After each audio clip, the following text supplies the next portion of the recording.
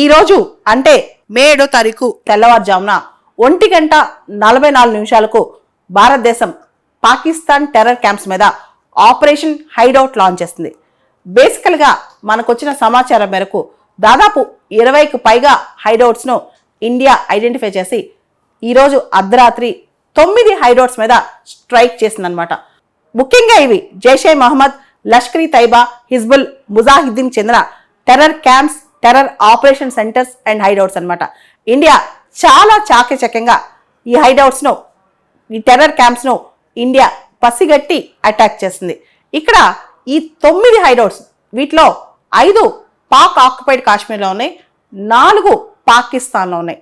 మనం క్యారీ చేసిన ఆపరేషన్లో చాలా డిస్టెంట్ ఆపరేషన్ బహవాల్పూర్ ఆపరేషన్ అనమాట. ఆ హైడౌట్స్నే మనం ఎందుకు ఎంచుకున్నాం, అక్కడ ఏ ఆపరేషన్ జరుగుతున్నాయో ఒకసారి తెలుసుకుందాం.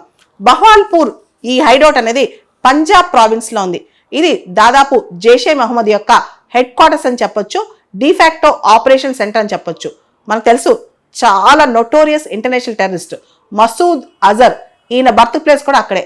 2001 పార్లమెంట్ అటాక్స్ కానీ, 2019 పుల్వామా అటాక్స్ కానీ, వీటికి సంబంధించి ఇక్కడి నుంచే ప్లాన్ జరిగిందని, ఈ జైషే మహమ్మద్ టెర్రరిస్ట్లే కారణం, ఇది ఒక టెర్రరిస్ట్ హార్ట్ బెడ్ కాబట్టి ఈ బహవాల్పూర్ పాకిస్తాన్ పంజాబ్ ప్రావిన్స్ లో ఉన్న బహవాల్పూర్ ని మనం టార్గెట్ చేసి అటాక్ చేసాం అనమాట. తర్వాత లష్కర్ ఈ తైబా వాళ్ళ ముద్దికే సెంటర్ అనమాట. ఇది జమాతుల్ దవా వాళ్ళు రన్ చేస్తారు. దాదాపు 200 ఎకరాల్లో చాలా పెద్దగా స్ప్రెడ్ అయి ఉంటుంది అనమాట. ఇక్కడ టెర్రరిస్టులకి ట్రైనింగ్ గ్రౌండ్ కావచ్చు, లాజిస్టిక్ ఫెసిలిటీస్ కావచ్చు, ఇండాక్ట్రినేషన్ అంటే వాళ్ళకి ఆ సిద్ధాంతాలు వాళ్ళ బుర్రలోకి ఎక్కించడానికి చాలా రోజు క్లాసులు జరుగుతాయంట. ప్రతి ఏటా దాదాపు ఈ లష్కర్ ఈ తైబా ముద్దికే ట్రైనింగ్ సెంటర్లో 1000 మంది చదువుకుంటారంట. వీళ్ళందరూ అక్కడ ఎన్రోల్ అయ్యి అదొక టెర్రరిస్ట్ ఫ్యాక్టరీ లాగా, ఒక టెర్రరిస్ట్ వాళ్ళ ఫ్యాక్టరీ లాగా తయారైంది. ఈ ముద్దికే ట్రైనింగ్ సెంటర్ నుంచే, ఈ లష్కర్ ఈ తైబా వాళ్ళ ట్రైనింగ్ సెంటర్ నుంచే 2008 ముంబై టెర్రర్ అటాక్స్, కసబ్ కావచ్చు, డేవిడ్ హెడ్లీ కావచ్చు, వీళ్ళందరూ కూడా ఇక్కడే ఉండి ప్లాన్ చేసుకుని ట్రైనింగ్ తీసుకున్నారంట. ఆ తర్వాత కొట్లీ ట్రైనింగ్ క్యాంపు, దీన్ని కూడా మనం అటాక్ చేసాం. 2023 పూంచ్ టెర్రర్ అటాక్ కూడా ఇది కారణం అనమాట. ఇక్కడి నుంచే హిజ్బుల్లా ముజాహిద్దీన్ గ్రూప్స్ వాళ్ళు వీళ్ళందరూ కూడా జమ్మూ కాశ్మీర్ రీజియన్లోకి ఇన్ఫిల్ట్రేట్ అవుతూ ఉంటారంట. వీళ్ళు జమ్మూలో చాలా అటాక్స్ కి కారణం అంట. ఈ కొట్లీ క్యాంప్ వాళ్ళే జమ్మూలో జరిగిన చాలా టెర్రర్ అటాక్స్ కారణం అయ్యారంట. మొహమ్మద్ ఇర్ఫాన్ ఖాన్ తండా, ఇతను అక్కడ చాలా నోటోరియస్ టెర్రరిస్ట్ అనమాట. ఈ ఫెసిలిటీ కొట్లీ క్యాంప్ రన్ చేసేది అతనే అనమాట.